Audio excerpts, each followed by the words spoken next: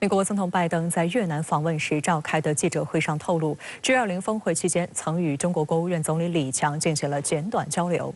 外交部发言人毛宁在11号的记者会上证实相关信息。对于拜登的涉台言论，中方强调，解决台湾问题是中国人自己的事情，要由中国人来决定，不容任何外部干涉。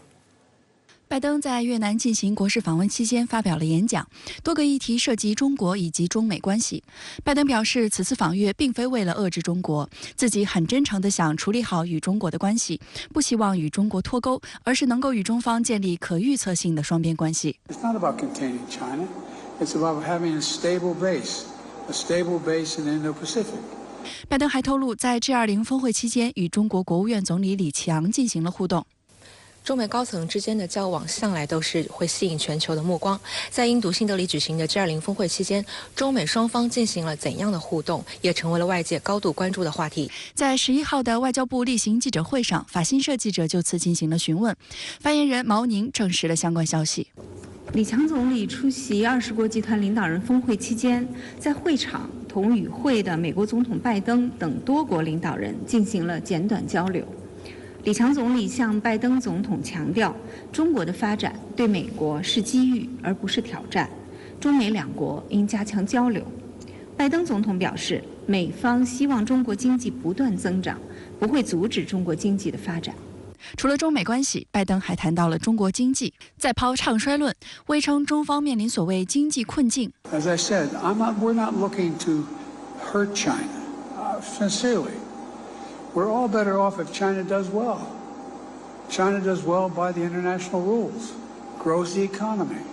事实上，李强总理上周在出席联场峰会时，均强力驳斥了所谓唱衰中国经济论，阐释中国经济高质量发展的确定性与稳定性。他在出席 G20 峰会时强调，发展是 G20 的最大挑战，办好当下的事，才有未来的好。他也向世界发出邀约，共享中国机遇。事实上，近段时间以来，拜登没少在中国经济上操心。8月10号，拜登在一场政治募捐活动中声称中国经济面临困境，年均增长率在2%左右，甚至以所谓定时炸弹的极端言辞形容。作为全球最大经济体的领导人，拜登的危言耸听在国际层面引来不少关注和担忧。然而，就连美国媒体都指出，拜登提及的若干数据存在明显错误。他对中国经济的看法并不是基于稳健而扎实的事实证据，更多的带有夸大甚至臆测的成分。事实上，在拜登发表相关言论前，不少权威机构已就中国经济发布预测。世界银行6月发布的中国经济简报指出，2023年中国实际 GDP 增长率预计为5.6%。国际货币基金组织7月发布的世界经济展望对中国2023年经济增长的预测为5.2%。有分析指出，拜登政府之所以屡屡就中国散布负面及不实言论，主要意图之一在于借此削弱国际社会对中国发展前景的信心，尽可能的阻碍国际合作对中国发展形成助力。8号，美财长耶伦在出席 G20 峰会期间，再就中国经济表态称，美国正在密切关注中国经济疲软所带来的各种挑战，但同时他认为中国有政策空间应对这些挑战，中国的这些问题不会对美国产生重大的直接影响。某种意义上来说，不管是看空还是唱空中国经济，更多的是基于他们对于我们去年和今年同比增速的一个质疑。我觉得目前全球的经济都在下行，所以不是一个说比更好的时代，而是我只要比你好，我就是好的。而讽刺的是，数据显示，反而是美国自身的经济形势难言乐观。IMF 于7月发布的世界经济展望指出，发达经济体是2022年到2023年全球经济增速下行的主要原因。IMF 预计美国经济增速将从2022年的2.1%放缓至2023年的1.8%，2024年进一步放缓至1.0%。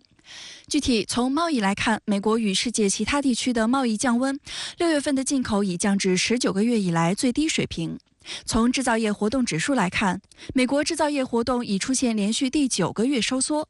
从消费者信心来看，多项调查表明，美国民众对经济形势心存忧虑。耶伦也在7月10公开承认，美国经济存在陷入衰退的可能性。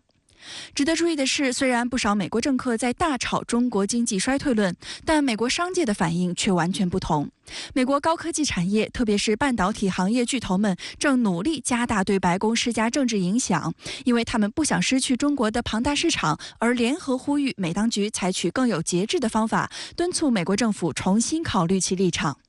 美国媒体对中国经济发展所做的分析似乎也比较克制。《纽约时报》的文章强调，在过去10年中，美国为全球经济增长贡献了约22%，而中国做出了约40%的实质贡献。预测表明，中国对全球增长的贡献还将继续上升。英国金融时报发表美国是否正在误判中国经济走势的文章，则指出，最近在关于中美两国经济运行趋势的判定上，美国白宫、媒体以及企业界方面传递出一系列的颇为混杂甚至相互矛盾的信息。中美之间究竟哪一方经济更具健康与活力，而谁的经济已经或终将陷入困境？我们长期关注美国的数据，美国目前的话，它之前是由于劳动力就业市场非常紧缺，也就是很容易找到工作，劳动力市场供不应求，导致它的这个消费端一直是在一个比较平稳的一个过程中。但我最近在看它的劳动力数据，实际上劳动力就业市场已经出现了一些改变。我从这一点上，我觉得美国的就业市场可能会出现一个转折。那依靠就业市场来带动的这个消费端可能还会持续回落。在谈到中国经济的同时，拜登还借题发挥称，中国大陆不会在经济遇困时对台动武。对此，外交部发言人在11号作出严正回应：台湾是中国的台湾，台湾问题是中国内政，解决台湾问题是中国人自己的事情，要由中国人来决定，不容任何外部干涉。有分析指出，拜登访越期间的有关言论并无新意，延续了其一贯的对华策略。一方面强调不脱钩，但同时又在台海等议题上继续施压。就在9号，美国约翰逊舰、加拿大渥太华舰过航台湾海峡，并公开炒作称，此举是执行所谓航行自由行动，展示美国及其盟友对维护一个所谓开放印太地区的承诺。解放军东部战区新闻发言人施毅陆军大校当日表示，东部战区组织海空兵力全程跟监警戒，依法依规处置。战区部队时刻保持高度警备，坚决捍卫国家主权安全和地区和平稳定。另据台湾中时新闻网11号报道，台防务部门表示，大批解放军舰机连续2天在台岛周边活动。自10号上午6时起至11号上午，解放军各型军机26架次在台海周边活动，另有军舰13艘次配合执行联合战备警巡。而11号上午5时起，解放军歼16、苏30、空警500及无人机等各型机计13架次在台岛周边展开行动，其中11架次越过所谓海峡中线延伸线。